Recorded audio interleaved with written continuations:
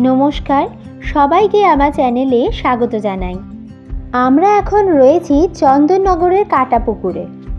বছরের পর বছর ধরে এই কাটাপুকুরের পুজো চন্দননগরবাসীর কাছে এক অনন্য উদাহরণ হয়ে রয়েছে। কেন জানেন? এই পুজোর সূচনা হয়েছিল হিন্দু মুসলমান সম্প্রদায়ের সম্প্রীতির মেলবন্ধনে। এই পুজো সেই ঐতিহ্য এখনও বহন করে চলেছে। পুজো কমিটিতে রয়েছেন দুই ধর্মেরই মানুষ।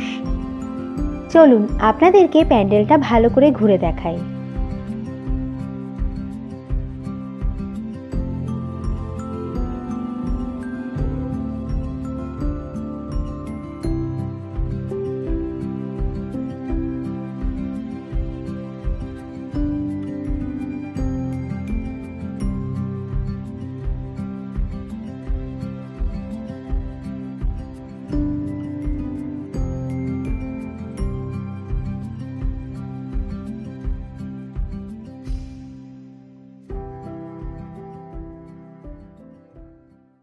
আমি সৌম্যজিৎ দাস, কাটাপুকুর সার্বজনীন জগদ্ধাত্রী পূজা সমিতির সাধারণ সম্পাদক। আমাদের এই পুজো মূলত ৫৭তম বর্ষে এবারে পদার্পণ করেছে। আমাদের এই পুজোর বিশেষত্ব হচ্ছে আমাদের এই পুজোটি দুটি সম্প্রদায় মানে হিন্দু মুসলিম এই দুই ভাই ভাই আমরা মিলে পুজোটা আমরা সম্পাদন করে আসছি এতগুলো বছর ধরে। আমাদের এই পুজোটা সূত্রপাতই হয়েছিল এরকম দুই বন্ধু, তারা ছেলেবেলায় একটা জগদ্ধাত্রী পুজো করবো চন্দননগরে, সেই হিসেবেই পুজোটা এখানে শুরু করে এবং সেটা আস্তে আস্তে আজকে এই জায়গায় এসে পৌঁছেছে।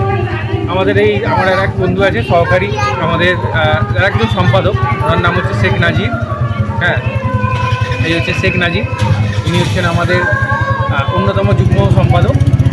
এছাড়াও আমাদের অনেক সদস্যরা রয়েছে, এরা নাসিমউদ্দিন রয়েছে, এদিকে আবার সম্পদ দাসও রয়েছে। সবাই মিলে নিজেদের দায়িত্ব আমরা পালন করি, এই মায়ের পুজোটাকে এগিয়ে নিয়ে যাচ্ছি।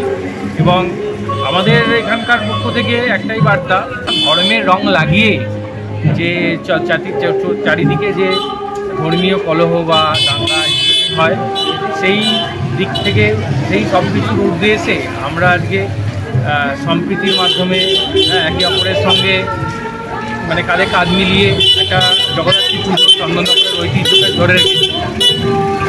আর এই বার্তাটাই আমি দিতে চাই যে সকলে যেন এরকম মিলেমিশে একসাথে আগামীতেও সবাই এগিয়ে চলে।